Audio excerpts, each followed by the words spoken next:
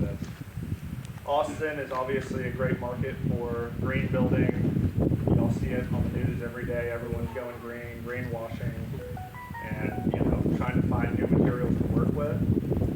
And I think that's obvious by the people that showed up here. So hemp is great. We grow it right here, process it right here. These guys help me, and then we sell it to houses in Austin and San Antonio. So we've supplied 5 projects, 5 full houses from top to bottom. I've personally worked on 2. I'm not an expert. Luckily, we have an expert in Stephen Clark, who's really a world-renowned builder, designer, and architect who came up from Mexico to help us. And if y'all ever see these like Instagram tree houses and just beautiful bio design architecture, that's Stephen. And his organization is called Heaven Ground. He'll talk a little bit more about the materials, but yeah, you got 3 basic elements. They all come from the earth. This is white lime. Also white lime, if y'all know, all along I-35, just east of, or just west of I-35, it's limestone. They crush it down, you mix it with hemp and water, and then our micropods, which is kind of a curing agent that Stephen can talk to a little bit more. But these really make a remarkable material, and you can see there's a great deal of variation in all this, and I don't want to get too far into it. I want people to just kind of understand the basic elements and the design features that need to be implemented. You have a set of plans on these tables.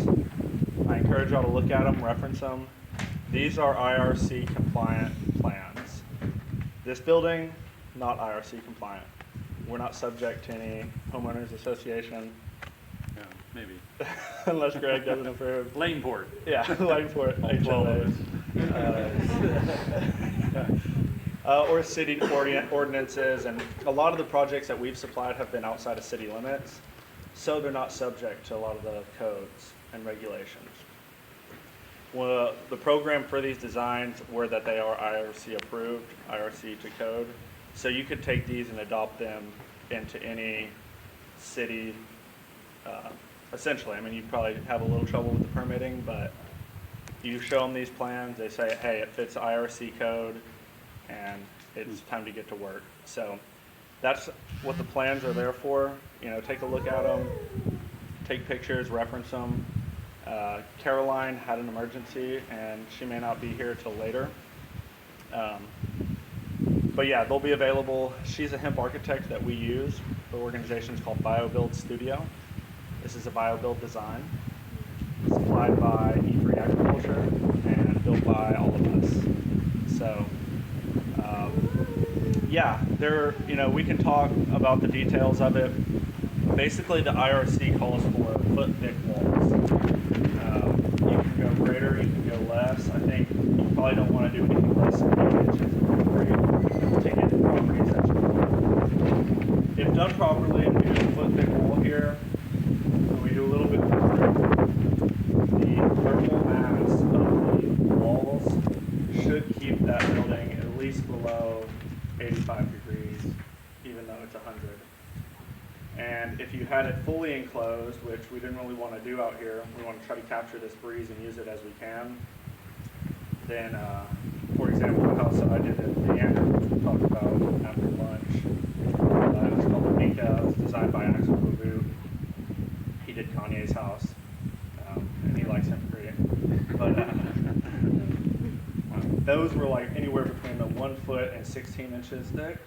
And that was a super hot summer 2 years ago, 105 degrees like this. And you walk inside, there were no mechanical HVAC or anything, and it just felt like a cave, I think would be the best way to describe it. It has like really sound muffling properties, but then also the kind of that moisture that you feel when you go into a cave where it's not, your skin's not dry, but you're not humid, you're just kind of like in a good ambient environment. And it was 75 degrees year round or less, So that's kind of what we're after. I mean, you could build a house out of this stuff, even with global warming in the state of Texas, live comfortably, and maybe have, if you need a little window unit or something, that would probably cool a 800 square foot house. So Yeah, there's a lot to break down. I don't want to eat the elephant in one bite. I think it's best if we just kind of understand the basic materials that we're working with. Lime, this is a lime component. We'll let them talk about this. Hemp and water. So you combine these three elements, you put them into a design, and you have a really revolutionary material that people are really fired up about, and that is appropriate for our climate. Right? We're kind of in a climate adaptation phase, and so this is a material that's going to allow us to adapt to these things. It also has a perfect score for fire retardant. Basically, it's fireproof. So we get a lot of times like, oh, you built a hemp house, like if it burns down, it's going to get you high. No, it won't burn down actually. So, And it won't get you high. It won't get you high either. So forget that. But this is excellent for places that catch on fire, which seem to be everywhere, and more so often. So just kind of thinking about that. I really appreciate y'all showing up. Like I said, be safe, take a lot of breaks. We have water, we get like ice towels. If you get it, we have the air conditioner on in the camper. Go in there, cool off. And we'll try to work until about like 2 o'clock. Still eat some snacks, stay up. But we want to take advantage of the shade. And then once the sun gets like right there. I got the roof up last night, stayed up real late, made sure that there was roof, that we could work. But between like 2:30 and 5, 3 and 5, we want to take it inside, cool off. We have sandwiches, fruit, and vegetables being catered, so we'll get a good lunch in.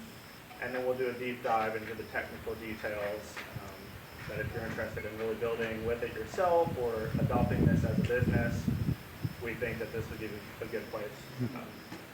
Yeah, and this is the first one. We don't have like certificates yet, but we're thinking about maybe making this like a legit course that we kind of provide to people. So yeah, I would turn it over to Steven to go a little bit more into these materials.